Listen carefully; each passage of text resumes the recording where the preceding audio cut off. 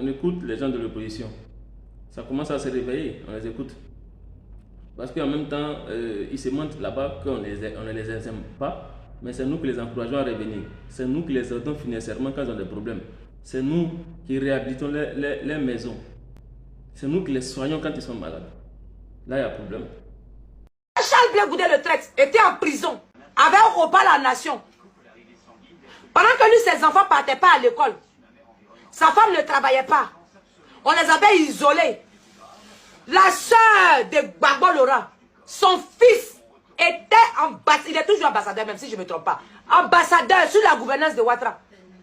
Nous autres, on a laissé nos petits gars là. Michel Gbagbo, en 2020, tout près ici, dans votre narine là. Comme vous ne voyez pas clair, comme vous n'entendez pas, c'est pour vous là qui est toujours bon. Vraiment frappé.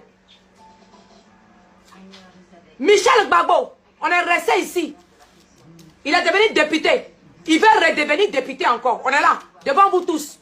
Ouattara encore au pouvoir. C'est le même Ouattara le mauvais là qui est encore au pouvoir.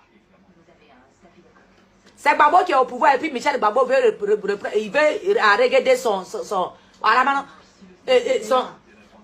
député.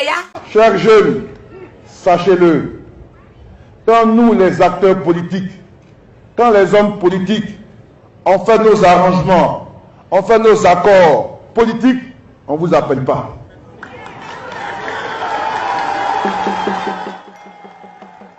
Quand c'est bon, entre nous, en haut là-bas, on ne vous appelle pas.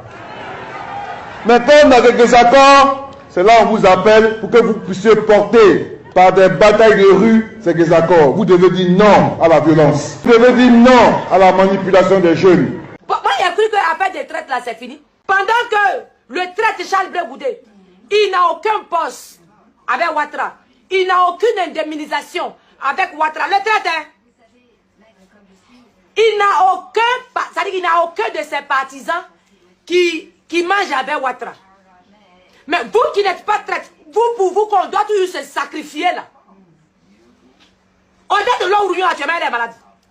Qui la soigne? C'est Ouattara qui la soigne. C'est nous qui les soignons quand ils sont malades. Là, il y a un problème. Pendant que Charles Blé Goudé, il n'a pas eu, on n'a pas versé l'argent, on dit qu'on ne le reconnaît pas comme ministre, il dit, ça va, je me suis assis. Ou bien, attends, on vous a dit qu'on nous a loué pour vous. Donc, pendant que vous nous gonflez, on a qu'à venir insulter Ouattara là. J'allais oublier cette Aïcha Kone.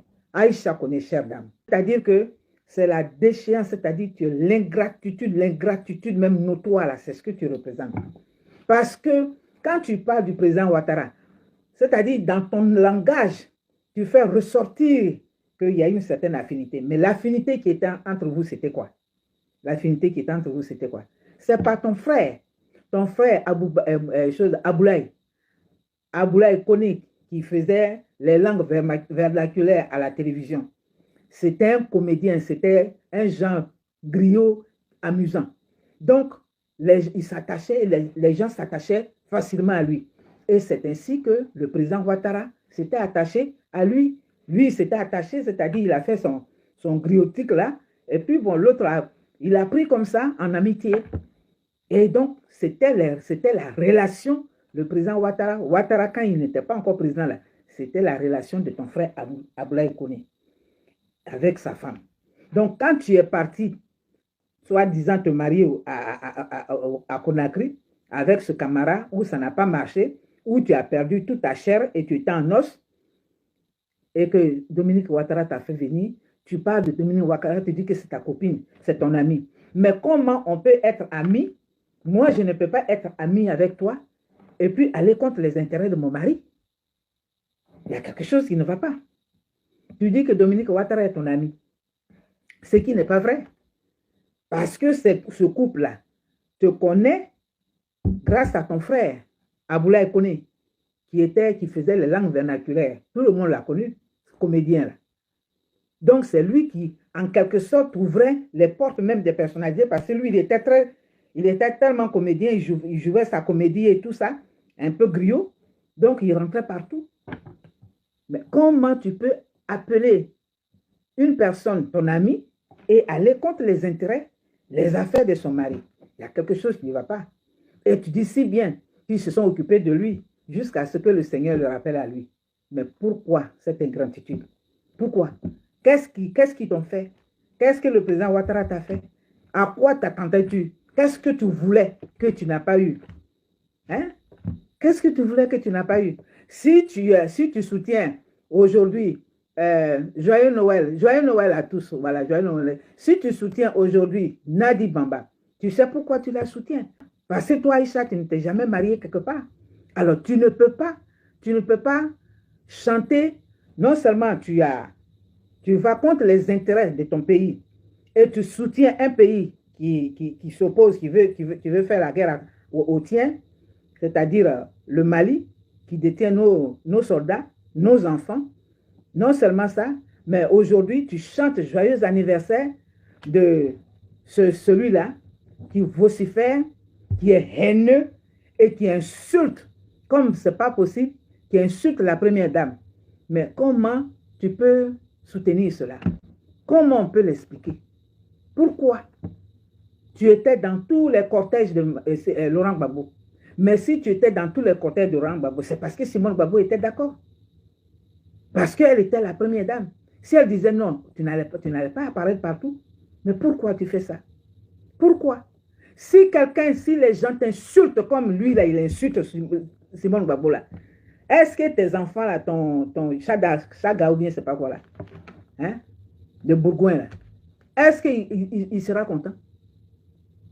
Ton Chaga, là, il sera content? Il sera fier? Il sera heureux d'avoir une mère qu'on insulte comme ça? Et toi, tu es là, tu chantes. Mais nous, on croyait que ta voix, la voix que tu avais, mais on pensait que tu allais vieillir avec ça. Et qu'on allait te dire, ah, vraiment, Aïcha, quand elle était jeune ou bien quand elle était ceci. Mais tu te réfères comme on appelle Myriam Makeba. Or, Myriam Makeba n'exposait pas les responsables politiques de son pays. Myriam Makeba combattait ce que vous appelez l'impérialisme. C'est ce qu'elle combattait. Et c'est pour cela que Harry Belafonte, qui est dans le même milieu musical qu'elle, elle est tombée amoureuse et lui, ils sont tombés amoureux l'un de l'autre. Donc, Myriam Makeba s'est bel et bien mariée. Mais toi, tu t'es marié où? Toi qui chantes Happy Birthday de quelqu'un qui est en train d'insulter une première dame. Parce que son titre à jamais, Madame Simone Gbagbo, son titre éternel, c'est Madame la Présidente. Que vous le vouliez ou pas. C'est Madame la Présidente. Parce que son mari a été président. Elle a été première dame. Comment toi tu peux chanter Happy Birthday pour quelqu'un qui l'insulte comme ça? Et tu en es fier. Mais qu'est-ce que tu attendais de Ouattara? Qu'est-ce que tu attendais de lui qui ne t'a pas donné? Pour lequel le pays doit compatir, le pays et tous les autres doivent périr. Pourquoi? Pourquoi tu fais ça? Hein? Tu as échoué.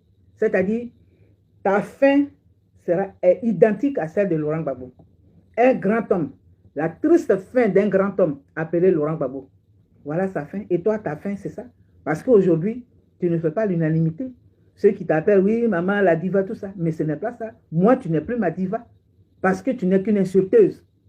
Tu n'es qu'une insulteuse. Et tu soutiens ce qu'il ne faut pas soutenir. Hein? Parle-lui avec respect. Parce que c'est lui qui est à la tête de notre nation. Nous sommes là à cause de notre pays. Nous ne sommes pas là pour toi. Alors si sa femme a eu pitié de toi, quand tu venais là, tu t'es quand même bâtonné. Et ils t'ont accepté, ils t'ont soigné, ils t'ont donné tout. Et c'est comme ça que tu les remercies. Et c'est comme ça que tu remercies Simone Gbagbo. Mais sache que ce qu'on sème là, on le récolte.